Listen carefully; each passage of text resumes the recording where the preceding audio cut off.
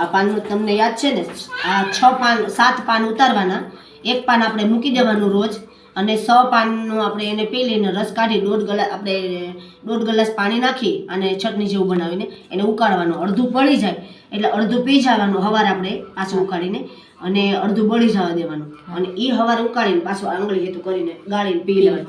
આ રોજ તમારે કરવાનું છે.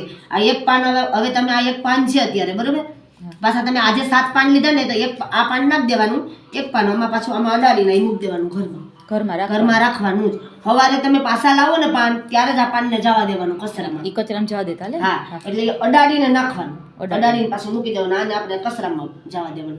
આ ડેઈલી સમજી લો. તો હવે આપણે પાછું એક રાખ્યું છે, 100 પાનને આપણે ચટણી બનાવીને આપણે રસ ઉકાળવા મૂકી દીધો.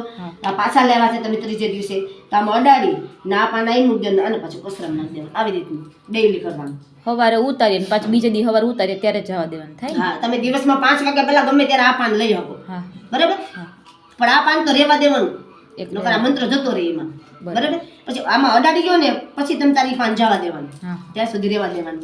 હવે આ પાણા ફાટ છે ને એમાં એક દાંડલી રહેવા દેવાની.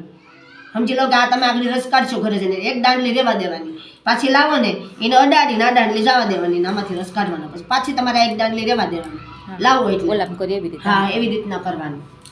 બધી વસ્તુમાં જરા જરા રહેવું જોઈએ, તા પાછું તમારે પુગાડી દેવાનું, આમાં અડાડી દેવાનું, એટલે રેગ્યુલર.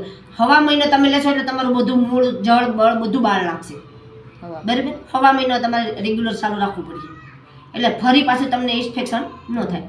રેડી? સમજાઈ ગયું? હવે ઓકે.